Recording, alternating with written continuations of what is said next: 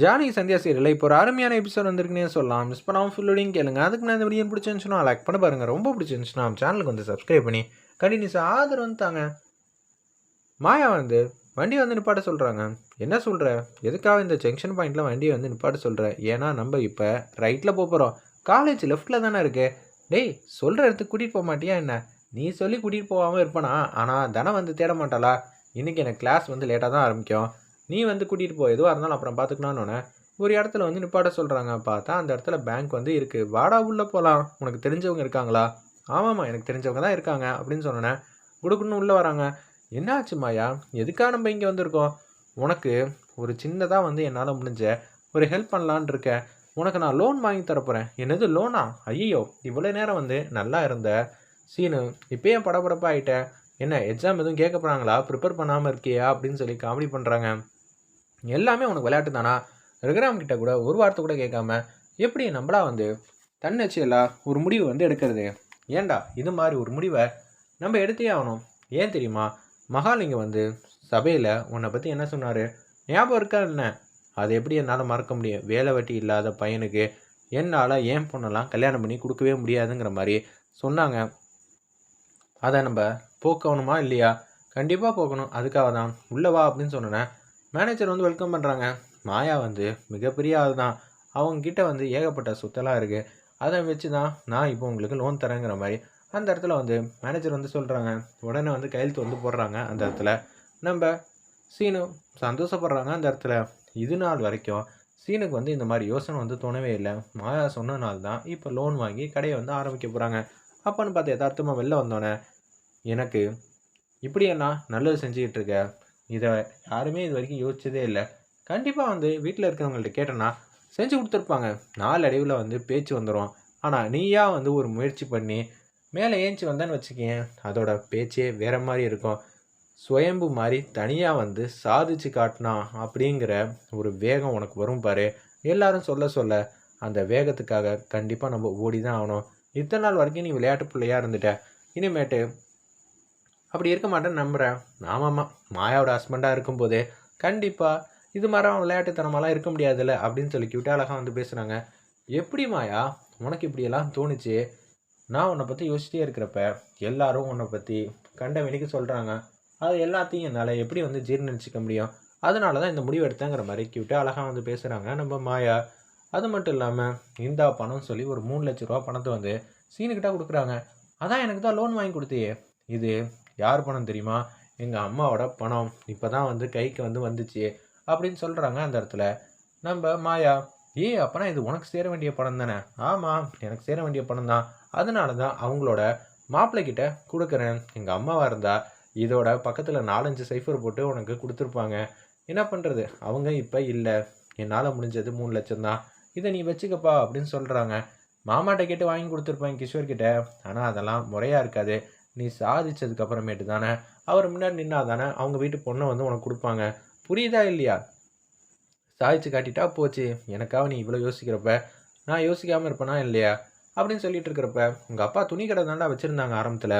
ஆமாம், துணி கடை தான் வச்சுருந்தாங்க. நீ அந்த பிஸ்னஸே பண்ணிடு அப்படின்னு சொல்லும்போது சரின்னு சொல்லிடுறாங்க. வா கடையெல்லாம் பார்ப்போன்னு சொல்லி 2-3 நாளாக வந்து கடை தேடுறதுல தீவிரமாக வந்து அலசுன்னு அலசிக்கிட்டு இருக்காங்க. அதே மாதிரி மாயா வந்து ஆல்ரெடி வந்து மெட்டீரியல்லாம் எங்கெங்கே வாங்கணும்னு தெல்ல தெளிவாக பிளான் பண்ணி வச்சதுனால பணம் காசு வந்துருச்சு. அதனால துணியெல்லாம் வாங்கி வச்சிடுறாங்க. வேறு லெவலில் மாசாக இருந்துச்சுன்னே சொல்லலாம். மாயாவோட சீனுவோட பர்ஃபார்மன்ஸ் எல்லாமே யதார்த்தமாக வந்து வீட்டுக்கு வந்து வராங்க. மாயா, நம்ம எல்லாரும் வெளியில் போகலாமா? என்னது வெளியில் போகணுமா? எங்கே போகணும் ஒன்றும் புரியலையே. எப்போ பார்த்தாலும் கோயிலுக்கு தானே போகிறோம். எனக்கு இப்போ துணி வாங்கணும் போல் இருக்குது. என்னது துணி வாங்கணுன்னா நீ மட்டும் போக வேண்டியதானேன்னு சொல்லி பத்மா வந்து பேசுகிறாங்க. இல்லாத நம்ம எல்லாருக்கும் துணி வாங்க போனோம், அதனால தான் நான் இப்போ உங்கள்கிட்ட கேட்குறேன் அப்படின்னு சொன்னோன்னே, எனக்கெல்லாம் 1000 வேலை இருக்குது, என்னாலலாம் வர முடியாதுன்னு பத்மா வந்து சொன்னோன்னே அடுத்த நொடியே வந்து மணி வந்து செமையாக வந்து கலாய்க்கிறாங்க. என்னது வேலை இருக்கா? ஏதாவது ஒரு வேலை உருப்படியான வேலையாக இருந்தால் சொல்லு, நானே வந்து மாயா கிட்ட பேசுகிறேன் அப்படின்னு சொன்னேன். மணியை வந்து கண்ணாமண்ணான்னு முறைக்கிறாங்க. உனக்கு இருக்கிற வேலையை பார்த்தா எல்லாருக்கூடையும் சண்டை போடுறது தான் முக்கியமான வேலையாக இருக்கும். அந்த வேலையை ஒரு நாளைக்கு லீவ் விட்டுட்டு வா நம்ம எல்லாரும் போகலாம் அப்படின்னு சொன்னேன். ரகுராம்லேருந்து எல்லாரும் வந்து யோசிச்சுட்டு இருக்காங்க, போகலாமா வேணாமான்னு. அப்பன்னு பார்த்து சாருமதி வந்து கேட்குறாங்க, என்ன மாயா நம்ம எல்லாரும் வந்து ஒன்றா போகலன்னா நீ காணா போயிடுவியா என்ன? உனக்கு பயமாக இருக்கா? இல்லை இல்லை, எல்லாருக்கும் தேவைகள் ஆசைகள்னு இருக்கும். அதனால தான் துணி எடுக்க போகலான்னு தோணுச்சு. எல்லாருக்கும் துணி எடுக்கணும்னா 50,000 70,000 ஆகும்ல அப்படின்னு சொல்கிறாங்க. ஆக தான் செய்யும். என்ன பெரியப்பா கூட்டிகிட்டு போகிறீங்களா அப்படின்னு சொல்லும்போது, மாயா ஆசைப்பட்டா என்ன 50,000 70,000ன்னு வா எவ்வளோ வேணாலும் செலவு பண்ணலாம். சந்தோஷமாக நம்ம எல்லாரும் ஒரே இடத்துக்குள்ள இருந்து எவ்வளோ நாளாச்சு எல்லாரும் பிடிச்சத ஆசை தீர வந்து எடுத்துக்கலாம்னு சொல்லி ஒரு கடைக்கு வந்து கூட்டிகிட்டு வராங்க. பார்த்தா என்னது புது கடையாக இருக்கே அப்படின்னு சொல்லும்போது, இது வேணால் புது கடையாக இருக்கலாம், ஆனால் எல்லாருக்கும் பிடிச்ச கடையாக மாறப்போகுது. சின்ன கடையாக தான் இருக்குது. அப்படி இருக்கும்போது இது எப்படி பிடிச்ச கடையாக ஆகும்னு நினைக்கிறேன்னு பத்மா வந்து பேசுகிறாங்க. மணி வந்து அந்த இடத்துல வந்து அல்டிமேட்டாக வந்து பர்ஃபார்ம் பண்ணுறாங்க. என்ன பத்மா, கடையோட பேரை பார்த்தல, என் பேரை வச்சுருக்காங்க, கலெக்ஷன்லாம் சும்மா மாசாக இருக்க போகுதுன்னு சொல்லி அந்த இடத்துல வந்து பேரை வந்து காட்டுறாங்க. மணி டெக்ஸ்டைல்ஸுங்கிற மாதிரி சூப்பராக வந்து அந்த இடத்துல மணியோட பேர் தான் வந்து சீனுக்கு வந்து வச்சுருக்காங்க. கடையோட நேம் போடா வேறு லெவலில் மாசாக இருந்துச்சுன்னே சொல்லலாம் அந்த சீன்லாம். அப்போன்னு பார்த்து, என்ன மாமா இது நமக்கு தெரிஞ்ச கடை தான், அதனால தான் உங்களுக்கு சொல்லியிருக்கேன், நம்ம எல்லாருக்கும் உரிமை இருக்குது இந்த கடையில், எல்லாரோட ஃபேவரட் கடையாக மாறப்போகுது. இன்றைக்கி தான் கடையே திறந்துருக்காங்க.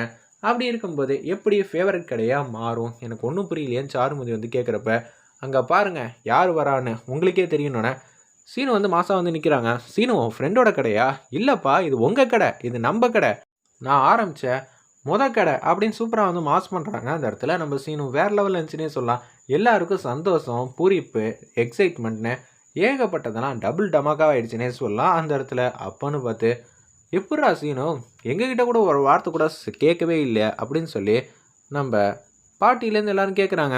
இல்லை பாட்டி, சர்ப்ரைஸாக இருக்கட்டும் தான் நான் யார்கிட்டையும் சொல்ல, ரெகுராம்கிட்ட கேட்காம இவ்வளோ பெரிய கடை வச்சுருக்க, அதுவும் எப்படி பணம், லோன் வாங்கினேன். ஓ லோன்லாம் வாங்கினியா? உடனே வந்து ரெகுராம் வந்து பேசுகிறாங்க. இதுக்காக தான் ஒரு வாரம் நீங்கள் 2 பேரும் மாறி மாறி அலைஞ்சிக்கிட்டு இருந்தீங்களோ அப்படின்னு சொல்லும்போது, நானும் உங்களை பார்த்துக்கிட்டு தான் இருக்கேன். ஆமாம், இவ்வளோ தூரம் பார்க்குற நீங்கள் மாயாக்கும் சீனுக்கும் கல்யாணம் பண்ணி வச்சுட்டா இன்னும் சூப்பராக இருக்கும்ல அப்படின்னு சொல்லி மணிவண்ணன் வந்து பேசிகிட்டு இருக்காங்க மனசுலேயே வந்து.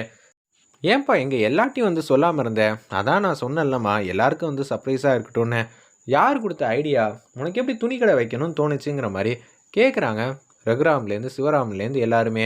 அப்படின்னு சொல்லி யோசிச்சுட்டு இருக்கிறப்ப, என்னை பற்றி எதுவுமே சொல்லக்கூடாது சரியா அப்படின்னு சொன்னேன். உங்களுக்கே நல்லா தெரியும் அப்படின்னு சொல்லி நம்ம சீனு வந்து பேச்ச ஆரம்பிக்கிறாங்க. எங்கள் அப்பா ஒரு துணி கடை தான் ஆரம்பித்தாங்க. அவங்க நல்லபடியாக இருந்திருந்தா நாங்கள் அங்கேயே இருந்திருப்போம். ஆனால் என்ன பண்ணுறது, அந்த துணி கடையை வந்து நட்டமாகிடுச்சு, அதனால் இழுத்து மூடிட்டாங்க. இப்போ நாங்கள் நம்ம வீட்டில் ஒத்துமையாக சந்தோஷமாக நிம்மதியாக இருந்தாலும் எனக்குன்னு ஒரு அடையாளம் வேணும். எங்கள் அப்பா எங்கே தோத்தாங்களோ அங்கே நின்று நான் சாதிச்சு காட்டணும்னு முடிவெடுத்தேன். அதனால தான் எங்கள் அப்பா பேர்லேயே வந்து இந்த துணி கடையை திருப்பியும் ஆரம்பிச்சிருக்கேன். நிச்சயம் இந்த விஷயத்தில் நான் ஜெயிச்சு காட்டுவேன்னு எனக்கு நம்பிக்கை இருக்குது. சூப்பர்ரா, என் சப்போர்ட் இல்லாமல் நீ இது மாதிரி செஞ்சுருக்கல, நீ சுயம்பா சூப்பராக மேலே வந்துக்கிட்டே இருக்கணுங்கிற மாதிரி வாழ்த்துறாங்க நம்ம ரகுராம். வேறு லெவலில் மாசாக இருந்துச்சுன்னே சொல்லலாம்.